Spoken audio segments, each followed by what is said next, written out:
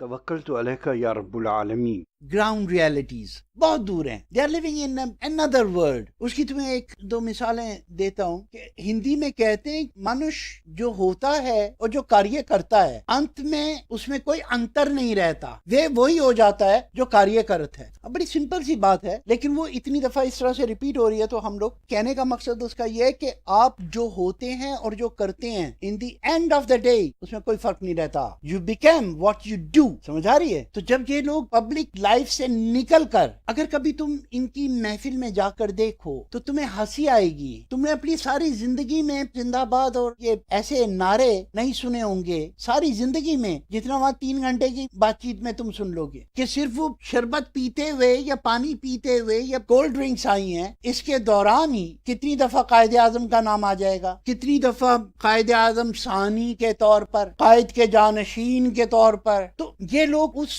Reality کو کھو چکے ہوتے ہیں. اب میں تمہیں ایک بندے کا نام یاد دلاتا ہوں. پران کا نام سنا ہے؟ انڈیا کا مشہور ایکٹر اور بہت بڑا ویلن. وہ صاحب بڑے فخر سے اپنا ایک کارنامہ بتاتے ہیں. وہ کہتے ہیں ایک پٹھان کے طور پر مجھے قرض لینے کے لیے جانا تھا ساہوکار کے پاس. تو انہوں نے کہا پران جی آپ یہاں پر آ کر ان کے پاس بیٹھیں گے اور آپ کے پاس گروی رکھانے کے لیے کوئی چیز نہیں ہے، تو آپ ان سے اپنے خاندان کا اور اپنے نام کا اور عزت کا واسطہ دے کر ان سے بات کریں گے تو یہ آپ کو روک دیں گے. اب کیونکہ آپ پٹھان ہیں اس لیے آپ اپنی بیوی کا منگر سوتر بھی نہیں رکھ سکتے اس کے پاس. تو ایک طرف سے آواز آئی نسوار کی ڈبیا. تو پران صاحب کہتے ہیں میں نے ان سے کہا نہیں رک جاؤ، مجھے معلوم ہے میں کیا کہوں گا، کہ میں نے سب کو روک دیا، آپ رول کریں. رول کرنا شروع کر دیا. تو انہوں نے کہا کہ بھائی میرے پاس اس وقت میری یہ مونچھ کے بال کے علاوہ، میں نے مونچھ کے بال کو پکڑا. ساہوکار نے، وہ موٹو نے فوری نہیں اس کی ضرورت نہیں ہے، آپ یہ لے جاؤ بھایا، آپ پر یقین ہے. وہاں کٹ ہوا کہ میری اتنی تعریف ہوئی، واہ واہ واہ واہ واہ واہ. اور یہ کہتے ہوئے پران صاحب ایک بچے کی طرح سے خوش ہو رہے تھے. اب تم صرف پران کی اپنی پرسنالٹی نہیں، صرف اس کے وہ رولز اپنی آنکھوں میں لاؤ، جہاں وہ ایک ملونر بنا ہوا ہے، جہاں وہ ایک انتہائی پڑھا لکھا آدمی بنا ہوا ہے، جہاں وہ جج بنا ہوا ہے، کرپٹ صحیح لیکن بنا ہوا ہے، جہاں وہ وکیل بنا ہوا ہے، جہاں وہ ماسٹر بنا ہوا ہے، ٹیچر بنا ہوا ہے، پروفیسر بنا ہوا ہے. یار ان رولوں میں سے کہیں بھی اتنے بڑے ڈائلاگ بولے. اس کی اپنی جنرل نالج کیا تھی. فیروز خان صاحب اپنا ایک کارنامہ بتاتے ہیں. وہ گانا ہے نا تیرے چہرے پہ وہ جادو ہے، مجھے جانا ہوتا ہے کہیں اور تیری اور کھچا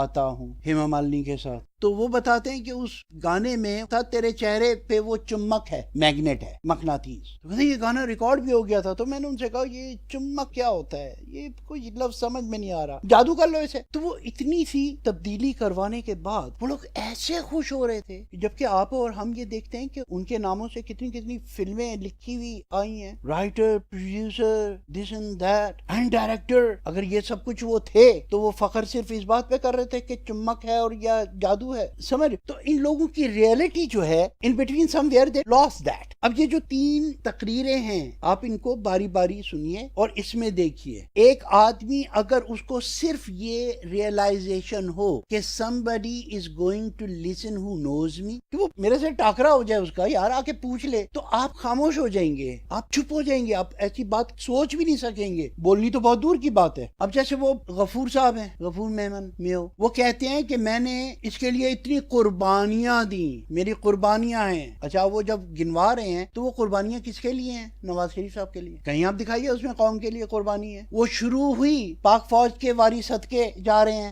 درمیان میں وہ کہہ رہے ہیں سب ان کو چھوڑ کے بھاگ گئے تھے، کچھ مشرف سے دن میں مل رہے تھے، کچھ مشرف سے رات میں مل رہے تھے، صرف میں تھا یا میرے والد صاحب تھے جنہوں نے بڑے میاں صاحب کی میت ریسیو کی تھی اور ان کو دفنایا تھا. میں اس وقت بھی ان کے ساتھ کھڑا ہوا تھا، ان کے نام کو زندہ رکھا تھا. سمجھ؟ تو پھر اس کے بعد میں نے اس دن پارٹی کو چھوڑنا چاہا تھا جس دن سمن آباد میں 14 لاشیں گری تھی، قسمیں کھا رہے ہیں. میں نے اس دن پارٹی چھوڑنا چاہی تھی جس دن انہوں نے رسول اللہ صلی اللہ علیہ وسلم کے نام کا حلف نامہ ہٹایا تھا. اب میں نے اس لیے نہیں چھوڑی کہ انہوں نے مجھے ٹکٹ نہیں دیا، بلکہ میں نے یہ کہا کہ اگر آپ یہ لینڈ گریبرز کو دیں گے تو چوروں کی حکومت قائم کریں گے تو اس کا میں ساتھ نہیں دے سکتا. یہ وجہ آپ نے اپنی سیٹ یا تنخواہ 1 گھنٹہ پہلے بھی چھوڑی، اپنا مینڈیٹ پیریڈ تو آپ نے پورا کر لیا. چلو آپ نے اتنے بڑے حادثات ہو گئے، اس وقت آپ نے سیٹ نہیں چھوڑی، اب آپ آئندہ کسی چور کو نہ دیں، اس کی وجہ سے آپ نے مان لیا، میں نے اس کی وجہ سے آپ نے چھوڑ دیا. Does it make sense? اس کا مطلب یہ ہے کہ اب تک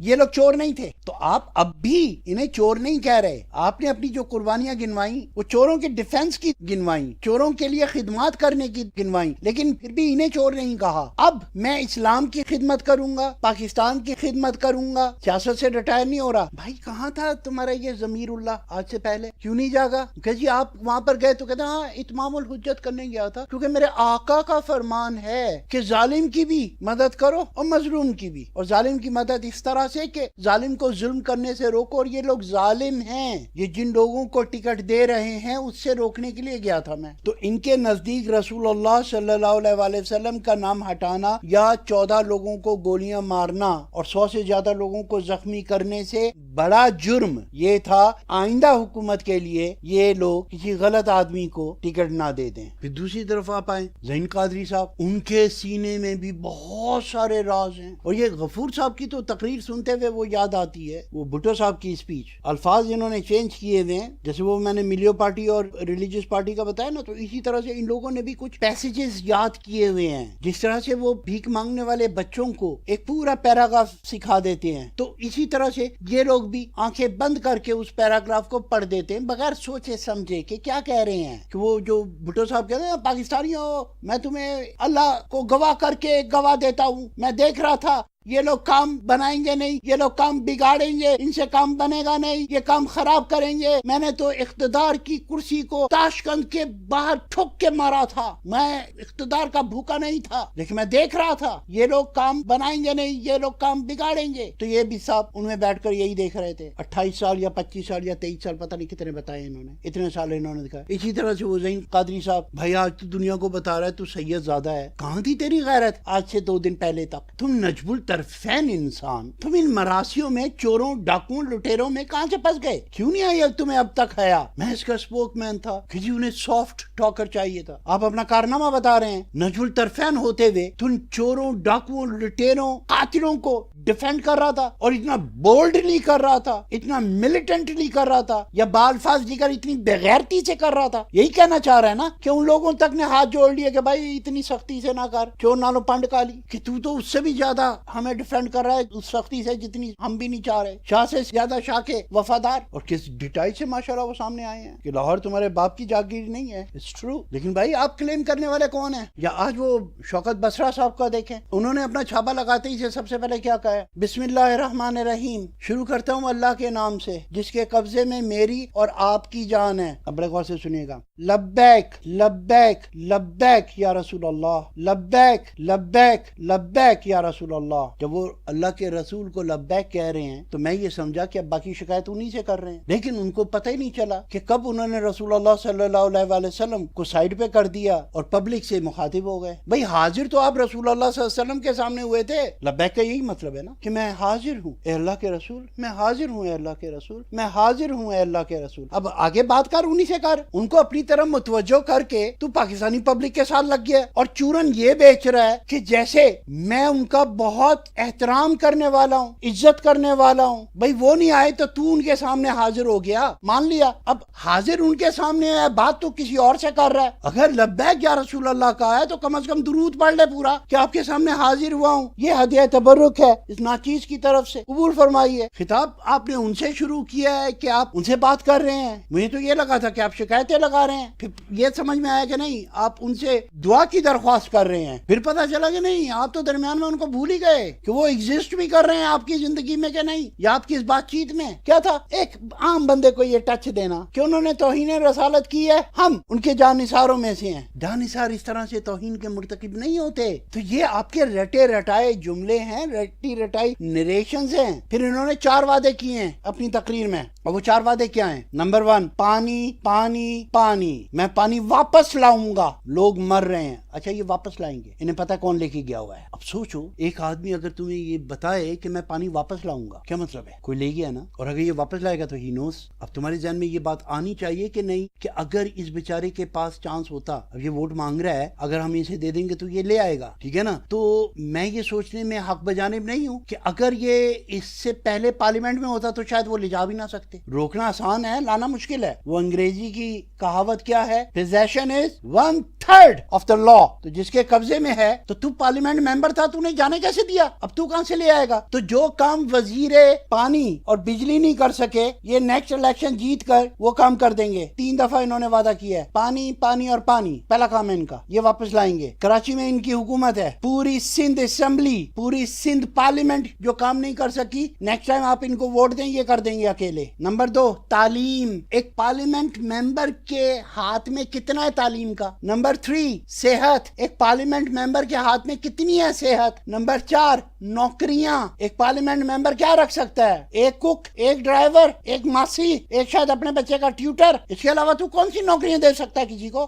جو چیز وزیر تعلیم نہیں دے سکا, جو چیز وزیر محنت نہیں دے سکا, جو چیز وزیر پانی اور بجلی نہیں دے سکا, جو چیز وزیر صحت نہیں دے سکا, یہ آدمی ان 4 چیزوں کے وعدے کر رہا ہے. تو پھر میں یہ کہنے میں حق بجانب ہوں کہ نہیں ہوں کہ بھائی آپ لوگ بھی میرے ساتھ ہاتھ اٹھاؤ اور کہو یا اللہ یا رسول, بے نظیر بے قصور, اللہ اسے چھوڑ دے اگر وہ یہ کام نہیں کر سکی تو, روٹی کپڑا اور مکان نہیں دے سکی تو. کیونکہ ہم لوگوں سے غلطی ہو گئی, ہم نے اس عورت کو وزیر اعظم بنا دیا تھا, اسے بسرا صاحب کی جگہ لگا دیتے. تو یہ بسرا صاحب جو ہیں یہ ساری چیزیں کر سکتے ہیں. اب پتہ نہیں ان کو کہاں سے یاد آ گیا ہے کہ یہ آنے والے الیکشن میں جیت کے یہ 4 چیزیں لے آئیں گے, جو اس سے پہلے بھٹو صاحب نہیں لا سکے, جو اس سے پہلے زرداری صاحب نہیں لا سکے, جو اس سے پہلے بے نظیر بھٹو نہیں لا سکی, جو اس سے پہلے ان کی وہاں پر اب بھی حکومت ہے وہ نہیں لا سکی, اور جو اس سے پہلے یہ خود نہیں لا سکے. اے اللہ میں تجھ سے پناہ چاہتا ہوں ایسے گمراہ لوگوں سے اور میری قوم کو گمراہ کرنے والوں سے. ان کی تقریریں سنتے ہوئے مجھے وہ لڑکا یاد آتا ہے جو بس میں کھڑا ہوا بھیک مانگ رہا تھا, مسلسل اس کی نظر آسمان پر ایک پتنگ کے پیچھے پہ لگی ہوئی تھی, اور ہاتھ اس نے یہ ایسے پھیلائے ہوئے تھے, اور وہ سیٹوں کے درمیان میں سے گزر رہا تھا, اور نظر اس کی آسمان پہ تھی کہ جی جدو میں اپنی ماں دے پیٹ چ سی ادو میرا پیو مر گیا سی, تے جس وقت میں 6 سال دا ہویا تے میرا دادا بھی مر گیا, آگو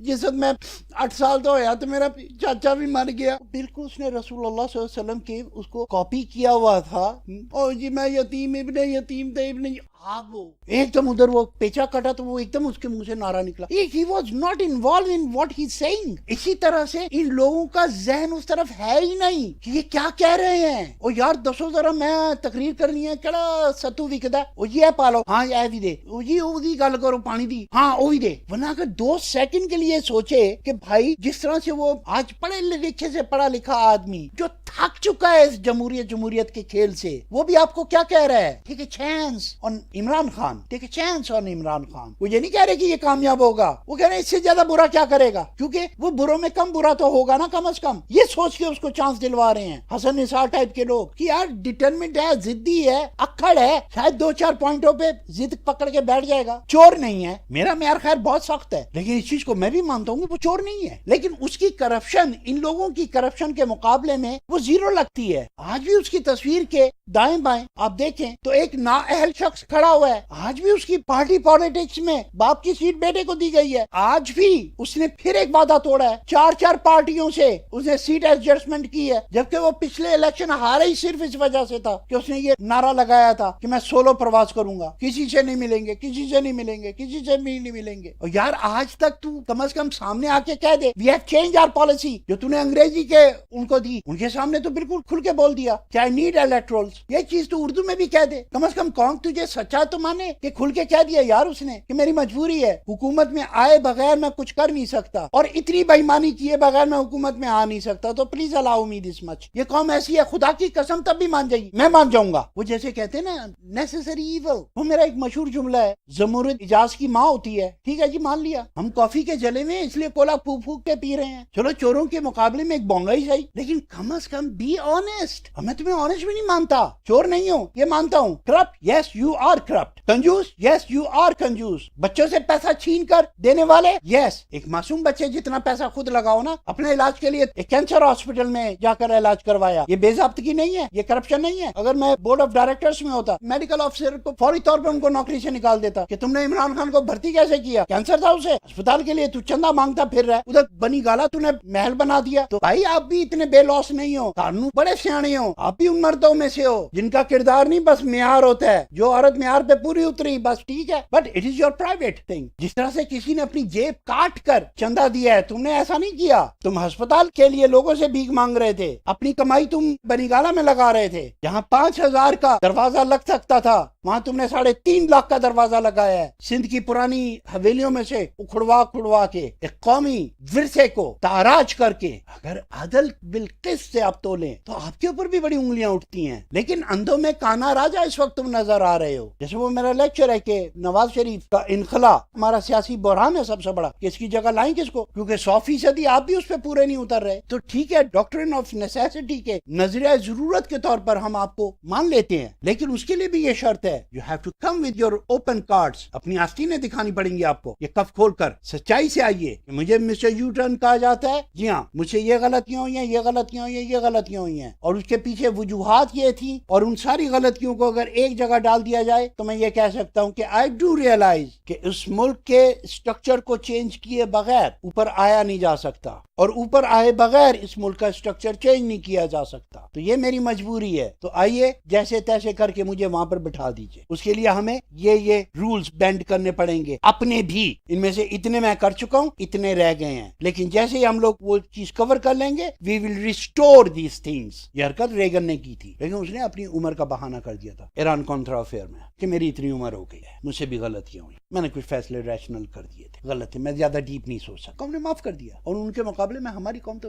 ویسے ہی بہت فیاض ہے. وہ دیکھی اندیکھی کر رہی ہے, وہ سنی انسنی کر رہی ہے. اگر میرے اسٹاک ہولم کے اتنے پڑھے لکھے لوگ تمہاری وجہ سے آج جھوٹ گھڑ رہے ہیں دیدہ دانستہ, تو ان میں سے ہر شخص حلفیہ بیان دینے کو تیار ہوگا کہ یس وی نو ہی از ڈوئنگ رانگ. لیکن اس وقت ہم کیا کریں, ہمارے ذہن میں وہی ہے نظریہ ضرورت. ان چوروں ڈاکوؤں لٹیروں سے بہتر ہے کہ ایک آدمی ایسا آ جائے جو کم از کم یہاں سے چرا کے گھر نہ لے کے جائے. وہ اپنا ایک ٹیڈی پیسہ ادھر نہیں ڈالتا تو ایک ٹیڈی پیسہ ادھر سے ادھر بھی نہیں ڈالتا. یہ کوالٹی ہے اس آدمی میں. اس نے 2 جیبیں علیحدہ رکھی ہوئی ہیں, ایک عمران خان کی اور ایک ہاسپٹل کی. دس از ٹرو. اور وہ ان دونوں جیبوں کو ملنے نہیں دیتا. بہرحال آپ ان تینوں کا تجزیہ کیجئے اور دیکھیے, چیک کیجئے, تو آپ کو پتہ چلے گا کہ یہ لوگ ریئلٹی سے کتنے دور ہیں. اور فارمولا تقریریں ہوتی ہیں, اور یہ فارمولا پالیٹکس اب نہیں چلے گی. اور جہاں تک پاکستانی قوم کا سیاسیات کو سمجھنے کا تعلق ہے تو وہ لوگ جانتے ہیں. اس کے باوجود وہ اپنی معاشرت میں, اپنی معیشت میں, اپنے 99 کے پھیر میں اس طرح سے پھنسے ہوئے ہیں کہ خود غرض ہونے پر مجبور ہیں, اپنا ووٹ بیچنے کے لیے مجبور ہیں. جب عزت بکنے سے نہیں رک رہی تو وہ اس پرچی کا کیا احترام کریں گے, کیونکہ ان لوگوں نے